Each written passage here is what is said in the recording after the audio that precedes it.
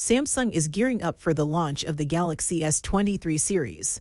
The company is expected to launch the Galaxy S23 series in February 2023. The Samsung Galaxy S23 will sit at the bottom of the upcoming flagship smartphone lineup.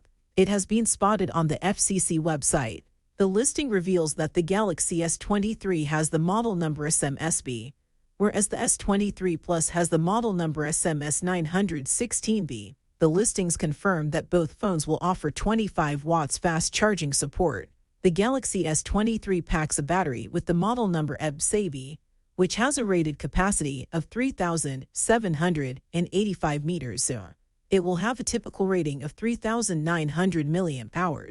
The Galaxy S23 Plus, on the other hand, has a rated capacity of 4,565 mAh for the EB-SABI battery, and is likely to have a typical capacity of 4,700 mAh.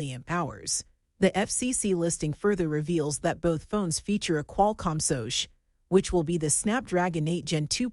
There is a hole punch cutout at the top of the screen, which is flat and surrounded by thin bezels. The vanilla model will sport a 6.1-inch Full HD Plus display with 120 Hz refresh rate support, whereas the S23 Plus will sport a 6.6-inch screen. Samsung is likely to launch the phones with a 50MP main camera, a 12MP ultra-wide camera, and a 10MP telephoto camera. The telephoto camera is likely to support up to 3x optical zoom. For selfies, there will be a 32MP front camera. The devices could feature 8GB, 12GB of RAM, and up to 256GB of internal storage. They will boot Android 13 based One UI 5.0 out of the box. Samsung is also said to introduce a satellite connectivity feature, which should help users reach out to emergency services when in a no-network area.